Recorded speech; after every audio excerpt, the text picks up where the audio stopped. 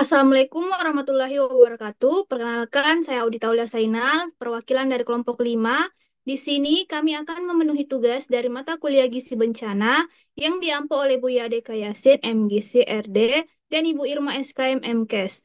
Di sini, saya dan teman-teman saya akan membacakan hasil praktek manajemen respon gizi. Langsung saja, pengenalan anggota kelompok.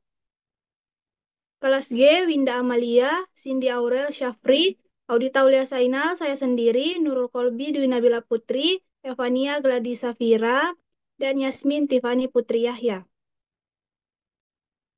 Next slide.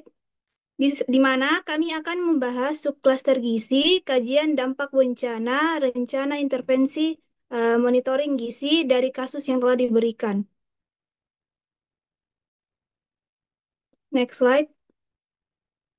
Pelaksanaan pertemuan koordinasi. Topik-topik yang akan pembahasan pada pertemuan koordinasi subkluster gizi yaitu identifikasi pelaku penanggulangan bencana di bidang gizi, serta memetakan sumber daya dan wilayah kerja mitra subkluster gizi, koordinasi pengkajian cepat dan analisa kebutuhan, penyusunan rencana respon gizi, koordinasi dan kerjasama dengan sektor atau klaster atau klaster lain yang terkait dengan upaya pelaksanaan pelayanan gizi. Pedoman dan standar yang digunakan, peningkatan kapasitas sumber daya manusia, pemantauan evaluasi pelaporan dan pembelajaran, yang terakhir advokasi untuk mendukung respon gizi. Next slide. Adapun tujuan, yaitu tujuan umumnya terwujudnya kerjasama berbagai organisasi untuk menanggapi masalah kesehatan akibat kedaruratan dan bencana secara harmonis. Adapun tujuan khususnya yaitu satu, mengurangi tumpang tindih dan kesenjangan dalam pelaksanaan penanggulangan masalah kesehatan. Dua, berkurangnya tumpang tindih dan inefisiensi bantuan kesehatan. Tiga, terwujudnya optimalisasi upaya penanggulangan bencana. Empat, terwujudnya pembagian peran dan tanggung jawab jelas dan memadai. Dan yang terakhir, yang kelima, terwujudnya kesamaan pandangan, rasionalisasi kebijakan dan standar. Selanjutnya akan dijelaskan pemateri selanjutnya. Baik, adapun subklaster gizi, di sini kesehatan ada Kemenkes, di bagian SAR ada Basarnas, di bagian logistik ada BNPB, di bagian pengungsian dan perlindungan ada Kemensos, di pendidikan ada Kemendikbud, yang di sarana dan prasarana ada PUPR, di pemulihan dini ada Kemendagri, dan yang terakhir di ekonomi ada Kementan. Adapun rencana subklaster gizi, selain itu ada masyarakat lokal, mereka berperan aktif dalam evakuasi, pembersihan, dan dukungan kepada korban. Relawan, individu atau kelompok yang memberikan bantuan secara sukarela. Pemerintah, baik di tingkat lokal maupun nasional, bertanggung jawab atas koordinasi dan penyaluran bantuan. Lembaga non-pemerintah atau LSM, menyediakan dukungan logistik, medis, dan pemulihan. Tenaga medis, dokter dan perawat yang memberikan perawatan kesehatan darurat, organisasi internasional seperti Palang Merah dan PBB yang membantu dalam bantuan kemanusiaan dan rekonstruksi. Saya persilahkan pemateri berikutnya. Kemudian ada kajian dampak bencana. Yang pertama itu ada analisis data prabencana dan penilaian kebutuhan awal yang terdiri dari dua. Pertama, pengumpulan data dan analisis data. Analisis data prabencana dilakukan dengan melakukan estimasi jumlah dan sebaran kelompok sasaran, status layanan kesehatan, status gizi pada wilayah terdampak, akses terhadap makanan bergizi, dan akses terhadap layanan dasar. Sumber data yang dapat digunakan antara lain elektronik pencatatan dan pelaporan gizi berbasis masyarakat, riset kesehatan dasar, studi status gizi balita Indonesia, data Dinkes atau puskesmas setempat, Badan Pusat Statistik, profil wilayah, indeks risiko bencana Indonesia, peta risiko, dan rencana kontingensi. Kemudian pelaporan dan diseminasi hasil. Pelaporan dan diseminasi hasil analisis data prakrisis dilakukan secara berjenjang, mengikuti alur penyampaian dan konfirmasi informasi awal kejadian krisis kesehatan. Selain dilaporkan kepada Kepala Dinas Kesehatan pada masing-masing tingkat wilayah, hasil analisis perlu dibahas bersama dengan mitra pelaku gizi untuk dapat merencanakan dan menyiapkan intervensi yang diperlukan secara terintegrasi dan terkoordinir. Kemudian yang kedua, Rapid Health Assessment gizi yang terbagi menjadi tiga. Yang pertama ada perencanaan kajian. Langkah-langkah pembuatan rencana kajian terdiri dari penentuan tujuan dan cakupan kajian, metode dan perangkat yang akan digunakan, penentuan target lokasi, pembagian tugas, penentuan rentang waktu dan sumber daya yang diperlukan. Untuk memastikan agar pelaksanaan dilakukan secara terkoordinir, perencanaan RHA gizi perlu dilakukan dengan melibatkan mitra subklaster gizi. Kemudian pengumpulan dan analisis data. Pengumpulan data dilakukan melalui pengumpulan data sekunder dan data primer. Data sekunder diperoleh dari sumber-sumber informasi yang sudah ada, termasuk laporan data status gizi dari Dinas Kesehatan, elektronik PPGBM, media, posko PDB daerah terdampak, dan sebagainya. Untuk data primer dikumpulkan melalui kunjungan daerah terdampak, wawancara dengan informan kunci seperti pejabat tokoh masyarakat, petugas kesehatan, petugas organisasi lokal dan internasional, serta masyarakat di daerah bencana. Kemudian diseminasi hasil kajian. Laporan RHH gizi mencakup penyusunan rekomendasi sebagai dasar penyusunan rencana respon gizi. Pelaporan dan diseminasi hasil RHA gizi krisis dilakukan secara berjenjang mengikuti alur penyampaian dan konfirmasi informasi awal kejadian krisis kesehatan. Hasil RHA gizi juga dibagikan kepada mitra subklaster gizi dan sektor terkait, baik melalui laporan rutin, elektronik maupun dibahas pada pertemuan-pertemuan yang relevan, termasuk pada pertemuan subklaster gizi, klaster kesehatan, dan pertemuan antar klaster. Untuk hasil kajian perlu disimpan pada wadah informasi yang disepakati dan dapat diakses oleh mitra subklaster gizi, misalnya situs web, Google Drive, dan lain sebagainya. Yang ketiga ada penapisan balita dan ibu hamil yang terbagi lagi menjadi dua. Yang pertama ada perencanaan penapisan. Untuk merencanakan pelaksanaan penapisan, maka lokasi daerah terdampak dan lokasi-lokasi pengungsian perlu diidentifikasi terlebih dahulu. Identifikasi lokasi pengungsian dapat dilaksanakan melalui kunjungan lapangan atau melalui daftar lokasi pengungsian yang dimiliki oleh pemerintah daerah, BPBD, atau klaster pelindungan dan pengungsian. Untuk dukungan sumber daya manusia, pelaksanaan penapisan antara lain dapat diperoleh dari koordinator relawan posko BDB yang dikelola oleh BNPB atau BPBD atau melalui dukungan mitra subklaster gizi dan relawan. Kemudian pelaksanaan dan pelaporan hasil penapisan. Pelaksanaan penapisan dilakukan berdasarkan petunjuk teknis pelaksanaan penapisan dan surveillance gizi. Untuk balita gizi kurang dan gizi buruk yang ditemukan, harus segera dirujuk ke fasilitas kesehatan yang ditentukan. Adapun data-data yang perlu dilaporkan antara lain jumlah balita yang screening, jumlah balita gizi kurang dan jumlah balita gizi buruk, jumlah balita gizi kurang dan jumlah balita gizi buruk yang telah dirujuk, jumlah ibu hamil kek, jumlah ibu hamil kek yang telah dirujuk. Kemudian yang keempat ada kajian multisektor yang terbagi lagi menjadi tiga. Yang pertama, memastikan indikator kajian gizi di dalam perangkat. Untuk memastikan agar sektor gizi dapat terwakili di dalam kajian multisektor, ada beberapa langkah yang perlu dilakukan, yaitu berkoordinasi dengan pemerintah daerah atau BPBD atau BNPB untuk dapat dilibatkan dalam perencanaan kajian multisektor. Kemudian mengirimkan perangkat kajian gizi kepada koordinator pelaksanaan kajian multisektor. Perangkat kajian gizi yang perlu dimasukkan di dalam kajian multisektor. Kemudian ada terlibat di dalam pengumpulan data. Berdasarkan tingkatan status kedaruratan, yaitu kabupaten, kota, provinsi, atau nasional, penanggung jawab gizi, koordinator subklaster gizi pada tingkatan tersebut menugaskan SDM yang terlatih dalam kajian gizi untuk dapat mendukung proses pelaksanaan kajian multisektor. SDM yang terlibat berperan dalam memberikan dukungan teknis dari aspek penanganan masalah gizi di dalam perencanaan, pelaksanaan, analisa data, dan pelaporan kajian multisektor.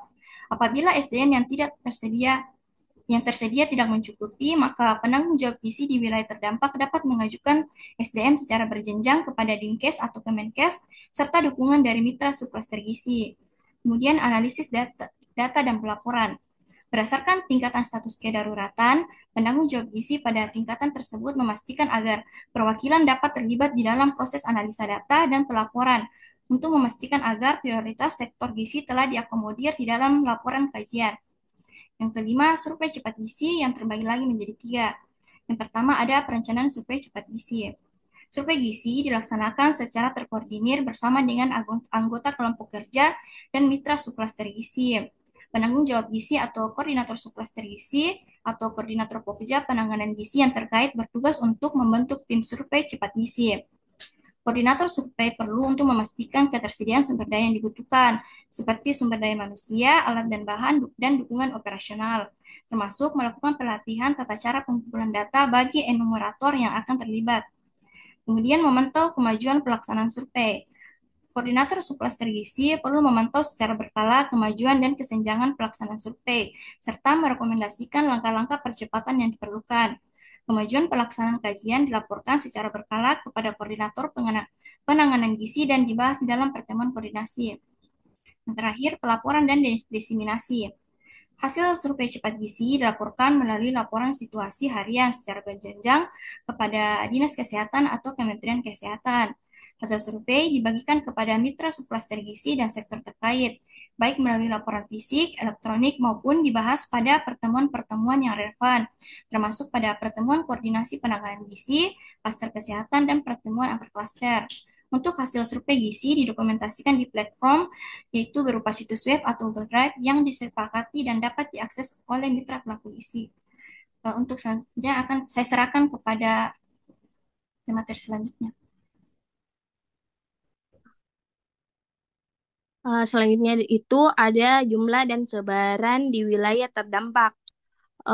Bisa dilihat di sini kabupaten atau kota Ambara dengan populasi 7.784.400 dengan persen populasi 49,90%, lansia 155,688, ibu hamil 272,454, balita umur 0 sampai 59 bulan 334,729, baduta umur 0 sampai 23 bulan 171,257, bayi umur 0 sampai 5 bulan 62,275. Kabupaten atau kota Saliwa dengan populasi 4.914 dengan persen populasi 31,50%, lansia 98,280. Ibu hamil 171,990, balita umur 0 sampai 59 bulan 211,302, baduta umur 0 sampai 23 bulan 108,108, bayi umur 0 sampai 5 bulan 39,312. Kabupaten atau kota Rawang dengan populasi 2.901.600 dengan persen populasi 18,60%, lansia 58,32, ibu hamil 101,556, balita 0 sampai 59 bulan 124,769, baduta umur 0 sampai 23 bulan 63,835, bayi umur 0 sampai 5 bulan 23,213. Total populasinya 15.600, persen populasi 100%, lansia 312, ibu hamil 546, balita umur 0 sampai 59 bulan 670,800, baduta umur 0 sampai 23 bulan 343,200, bayi umur 0 sampai 5 bulan 124,800. Kabupaten atau kota dengan persen gizi kurang dan persen gizi buruknya, Ambara 16% gizi kurang, 5% gizi buruk. Saliwa 27% gizi kurang, 10,9% gizi buruk. Rawang 14% gizi kurang, gizi buruknya 3%. Next slide.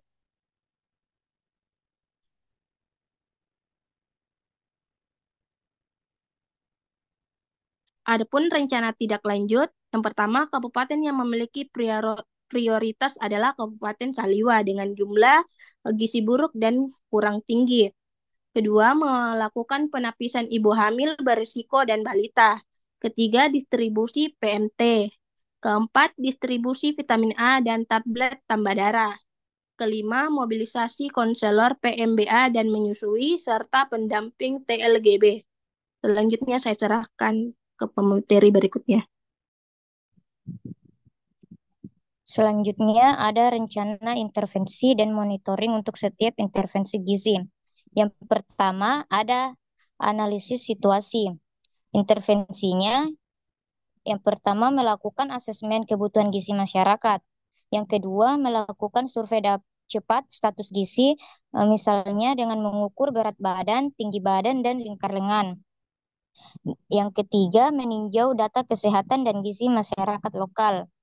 Adapun monitoringnya, yang pertama evaluasi tingkat keparahan masalah gizi berdasarkan data yang dikumpulkan. Yang kedua membuat baseline data untuk memantau perubahan status gizi selama program berlangsung. Yang ketiga frekuensi. Frekuensinya diadakan setiap 3 bulan. Yang poin kedua ada perencanaan intervensi pemberian makan bayi dan anak atau disebut PMBA.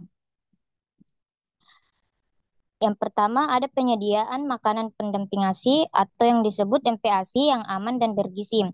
Intervensinya yang pertama menyediakan MPASI yang aman, bergizi, dan mudah disiapkan bagi anak usia 6-24 bulan. Seperti bubur, fortifikasi, dan makanan lokal yang telah diolah.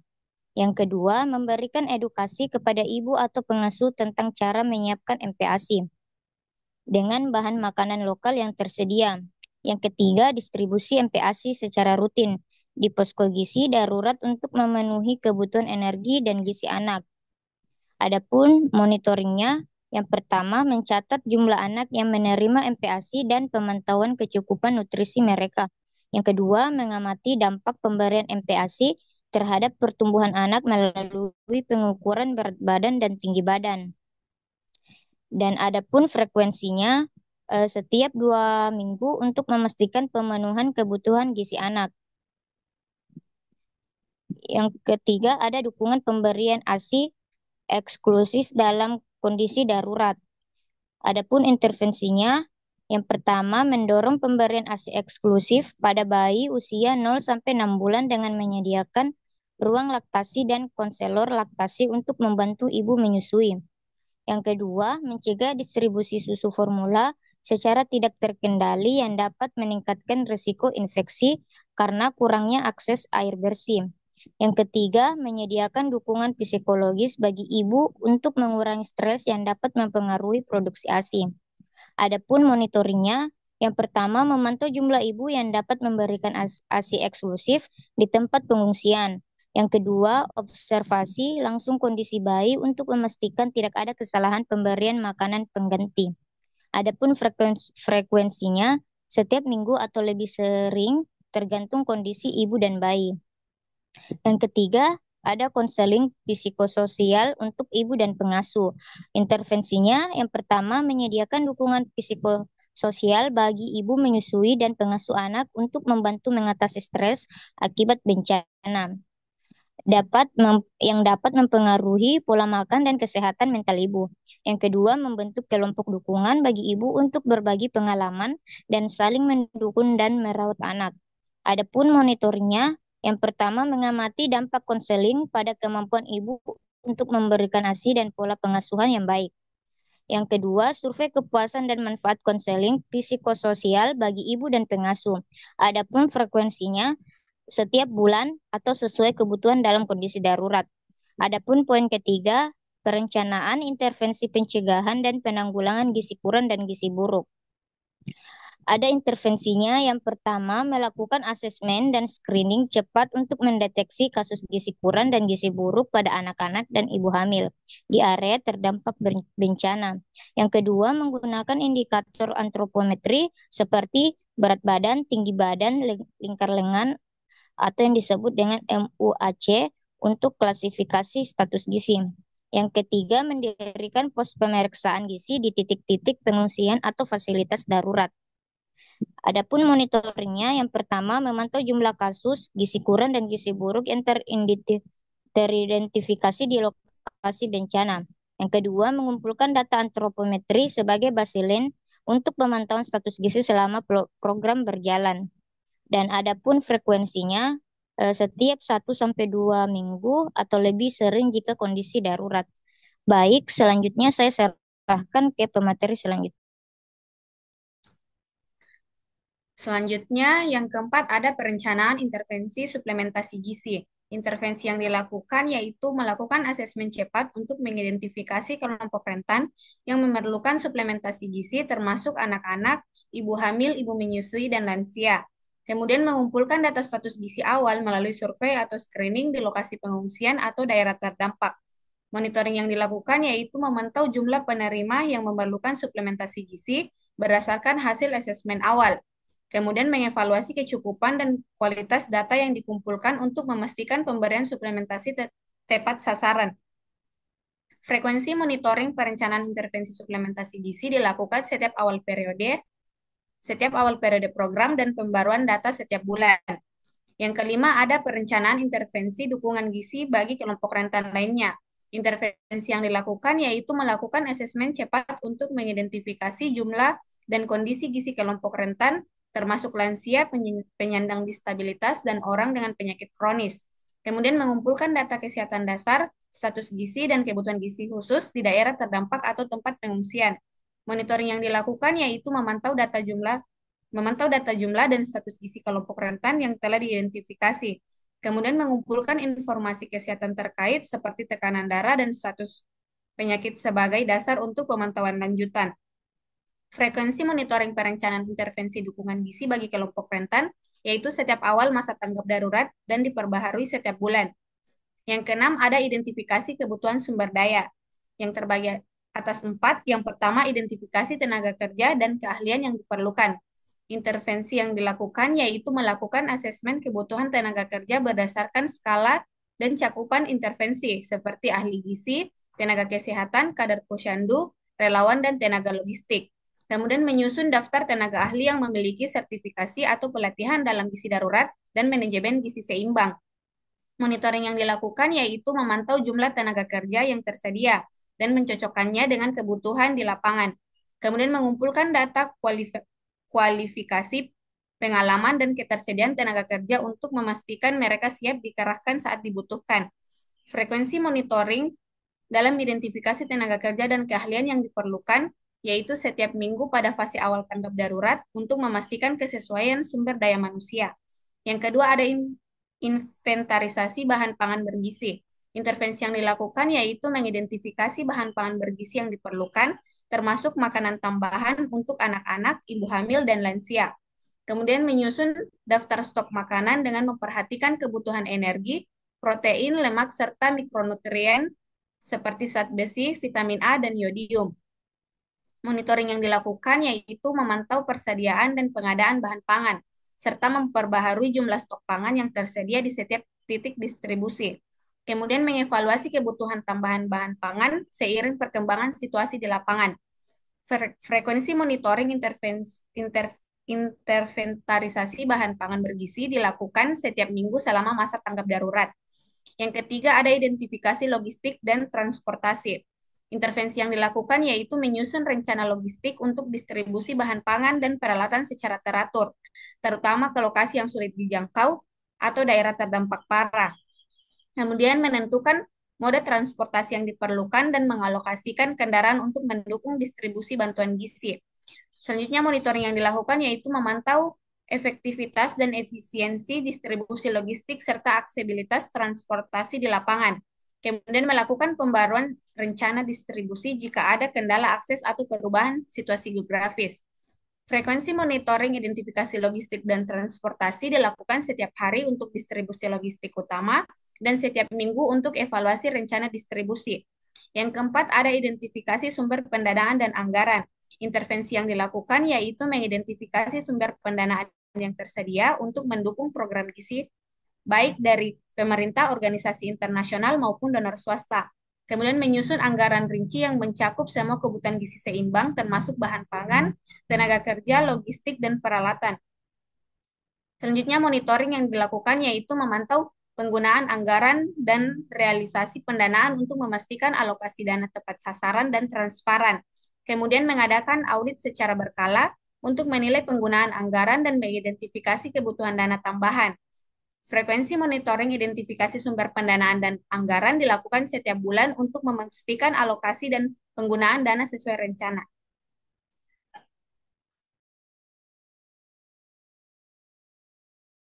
Terima kasih. Itulah hasil praktik manajemen respon gizi dari kelompok 5.